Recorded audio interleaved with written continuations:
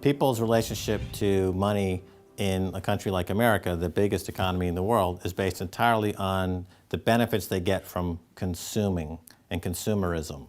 And right now, you have an era of popularization of drugs that are being used, like Prozac and other drugs, that people are taking massive quantities of while they're consuming popular culture for instant gratification. So you have instant gratification enhanced by drugs with a consumer culture with easy credit. So people are literally high all day long. They're consuming, they're on drugs, they've got cheap sugar, they've got cheap high fructose corn syrup in America thanks to those massive government subsidies.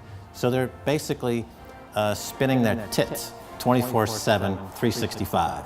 Now, as soon as that value proposition changes and you're not getting high as easily as you did yesterday, the cost of getting blitzed out of your skull on cheap drugs, cheap sugar, and cheap entertainment tips to an actual cost where you've got to actually put in a day's labor, then you're going to see social unrest.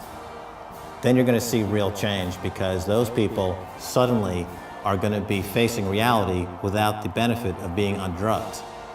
And that's going to be a day when suddenly this economic model of consumption at the expense of humanity comes to a screeching halt.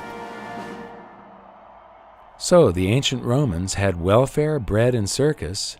Today, the USA has welfare and mass distraction. We've had the Colosseum-like venues for our games and theater for a long time, and now we also have people filling these Colosseums to watch digital gladiators battle each other in virtual esports events.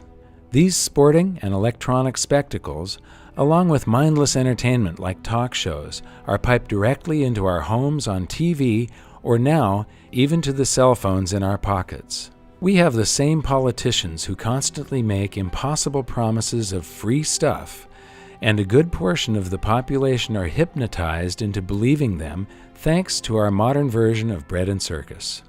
Just like in ancient Rome, the USA has increased taxation in an attempt to pay for all of the so-called free stuff. And not surprisingly, we are now also burdened with a stifling bureaucracy in order to enforce the ridiculous amount of rules, taxes, and regulations. The size and scope of government has gone past anything that the founders of our country could have imagined in their worst nightmares, and now we face the same problem as ancient Rome. There are now fewer and fewer productive individuals and businesses left to fund the buffoonery of government. Remember, governments cannot create prosperity, they can only consume it.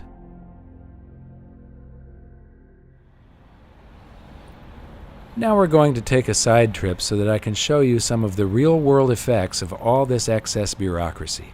We're going to meet a new friend who belongs to the group of people who suffer the most under burdensome laws and taxation: small business owners and entrepreneurs. These individuals